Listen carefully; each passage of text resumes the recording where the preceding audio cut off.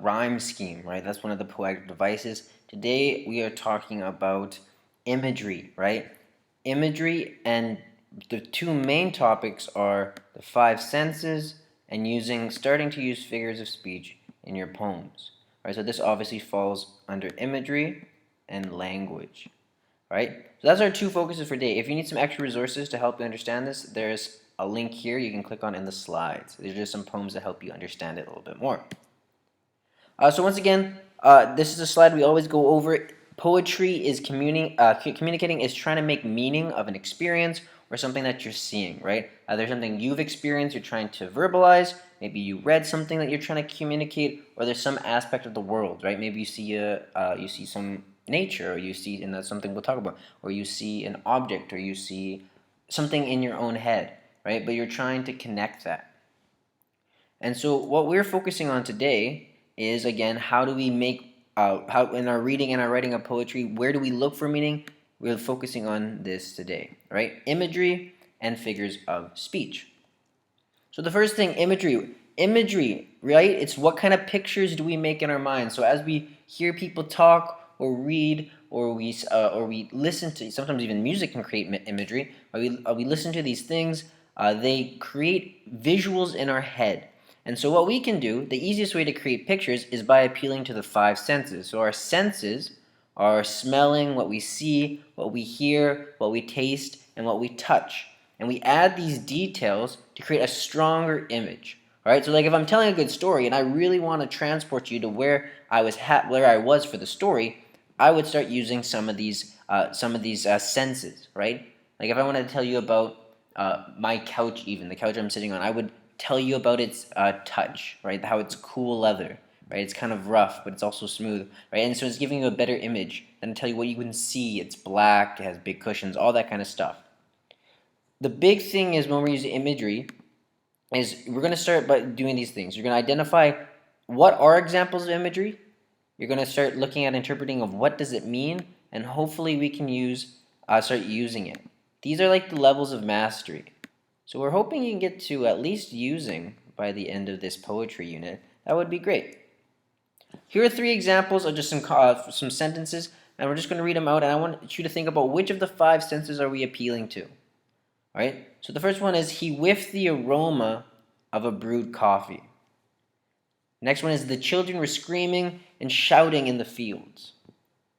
And the last one, the fresh and juicy orange I read this as orange juice, is very cold and sweet.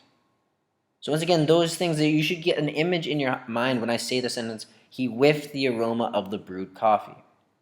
And so what happens is, we get these, and so I just found stock images on Google, but we get images of this, right? Of he smelling a coffee, right? Because he's smelling it. Children screaming. Now, in my head, when I thought about it, I couldn't find the images, but I thought a lot more kids, maybe playing in a soccer field, but they're just yelling their head off. Here I could only find one person clearly yelling in a field. And here, right, the fresh and juicy orange is very cold and sweet. So now I found a picture of orange juice. I should maybe find a visual of someone actually eating an orange. Okay, but what we have them adhering to smell, sound, and taste. All right, so by using sentences, we can start creating images in people's head, and we can actually hit to their senses.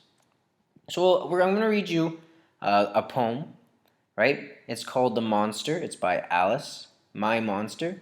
And what I want you to do is I want you to imagine this monster in your mind and notice how this poet uses many of the senses in it, right? And I also want you to kind of note the details that they're using to describe it. This is exactly what we need to create imagery. So this is my monster. My monster's eyes are as red as rubies glistening in the sun. So remember, you're trying to build this monster in your mind. His eyes are like burning coal. They are full of fury. My monster has blood dripping from his razor-sharp spikes. His spikes are as sharp as shark's teeth. My monster's body odor is revolting and vile. He smells like garbage over 200 days old. He smells like putrid cheese that is out of date. My monster is as stinky as rotten fish. My monster roars like a tremendous explosion. He rattles your bones. His voice booms like thunder. When he whispers, it sounds like nails down a blackboard. My monster is bloodthirsty and as deadly as the plague. He takes human bodies back to his tremendous cave and stores them. He is gruesome and mangy like a moldy corpse. He is as scary as your worst nightmare. So I hope you have in your head right now, you have a visual of what this monster can be. And I think this poet does a really good job. Sorry it's a little bit blurry, but this is kind of the poem I just read. This is the poem. I hope you get a visual, and it doesn't actually go into describing it, but it gives you a lot of the senses, right? So let's start identifying, right? So we're saying first, in this first one, we're saying what they look like, right? This is the sight. This is what you see. Here, we get into smell. Okay? It smells the body odor, like garbage, like cheese, stinky fish. Okay? So it smells like a rotten fish, like bad cheese, like garbage. It's revolting. Right? What do we see? We see the eyes, they're red like rubies. Right? His eyes are like burning coal. He has blood from his razor sharp teeth. So they're describing, sorry, spikes, right? And his spikes, they're sharp, just like a shark's teeth. So they're connecting it to these other images. So because we never seen this monster before, so we have to describe it with things we do know. We do know how sharp a shark's teeth can be. So we're connecting it to prior knowledge, right? Then we're going to go in and we're going to describe what do they sound like. Okay, it booms like thunder, roars like an explosion. Right? When he whispers, it's like nails down a blackboard. That's the sound. Right? Then it goes on and describes kind of how he is. Right? This is just personal. But he's scary like your nightmare. He is gruesome like a corpse. Okay? So once again, we're connecting it using what's called figures of speech. Okay? We're using everything I've underlined is an example of a figurative speech, where you're connecting it, you're comparing the monster to something you already know. So this tells us more about the subject, and that also provides imagery. And that's what our assignment actually next week is going to be, is combining this together. Can you do rhyme scheme? Can you do imagery? Can you do figures of speech all together into one poem? So figures of speech are tools that writers use to create an image about the subject. Right? Similes, metaphors, and personification, those are the three we're going to talk about. So first, a simile is when you say something, a person or place or an animal or thing is like something else. A simile will always use the word as or like.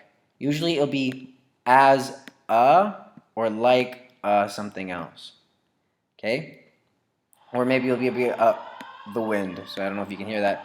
That's our fire alarm, but it's not real. Okay? So some examples of that is the dragon flew as fast as the wind. So they're comparing the dragon flying to the wind, right? So they're comparing two things together. Once again, the naming pool, right, glittered like a mirror. So again, they're comparing this pool to a mirror. The runner ran like a cheetah. So the runner it's called figurative language. He isn't literally a cheetah, but he runs like it. I know you've already covered that. So some examples, this is an example in a poem. An emerald is as green as grass, right? As green as grass. Sorry, that's the wrong place. It's right here. Because it's right before the other subject of this sentence. So the emerald is like grass. The ruby is as red as blood. The sapphire shines blue as heaven. And flint lies in the mud. Well, that's nothing.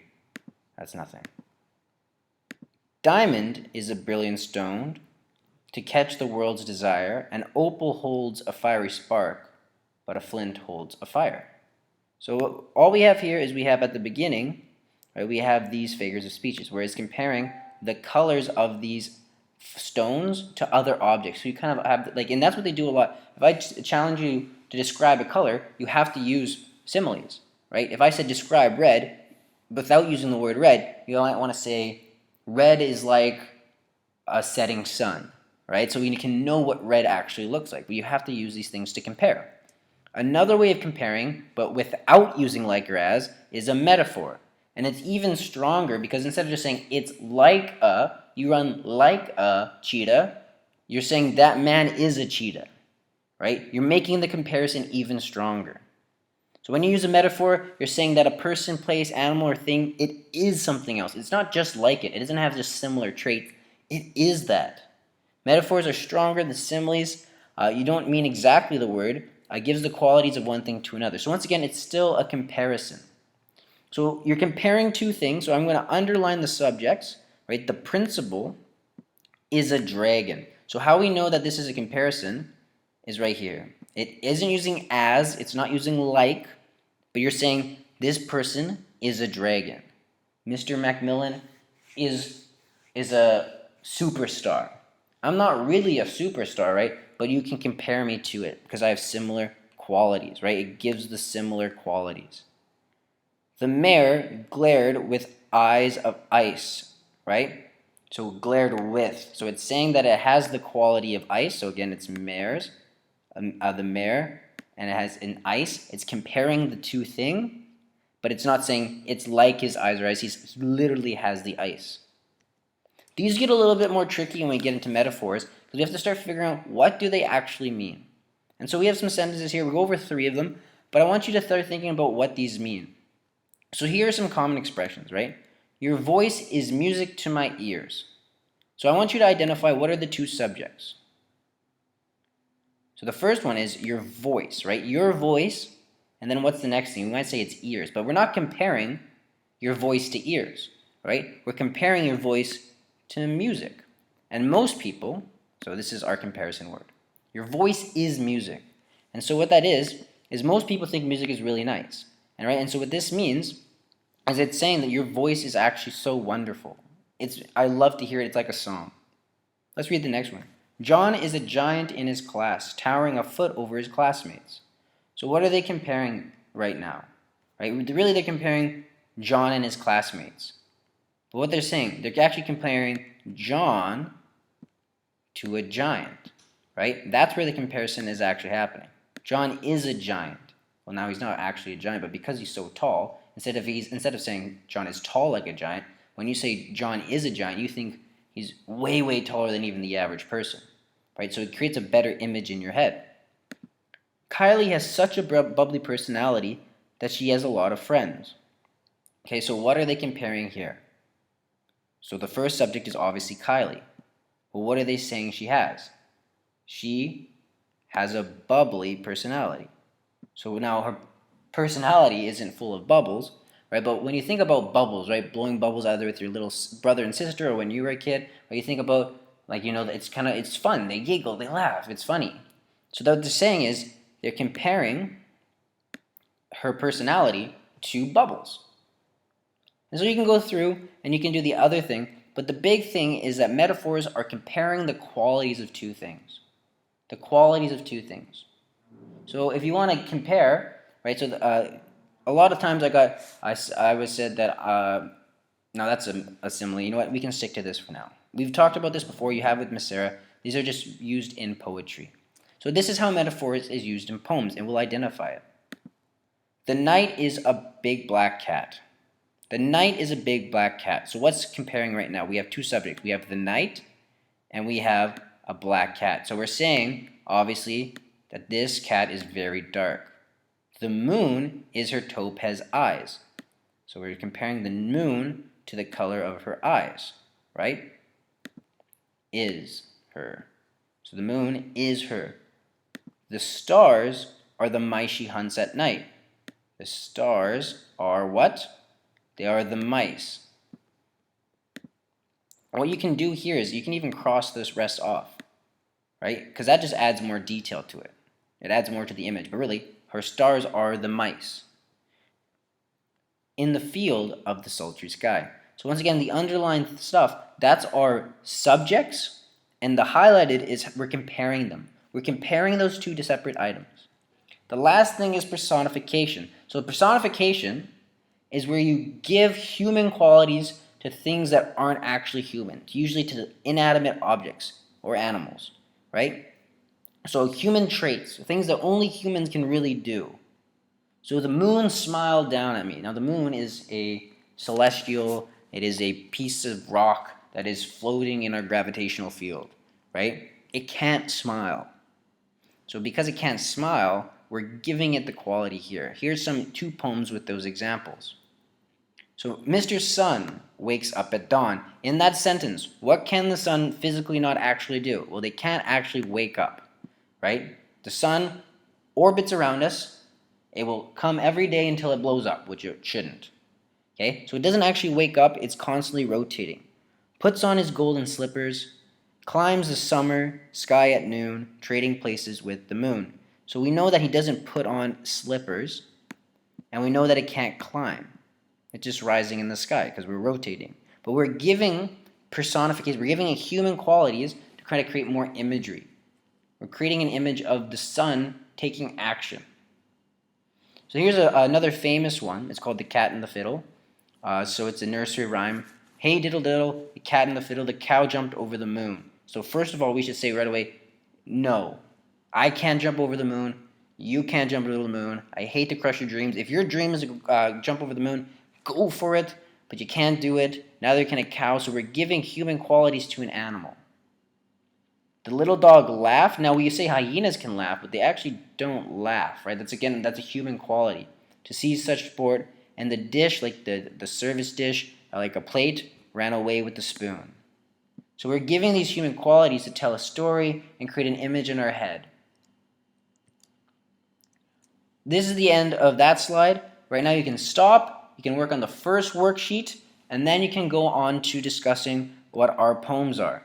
This video is ending now. Again, just having more problems with the app. So yeah, have a good day. Finish your other stuff.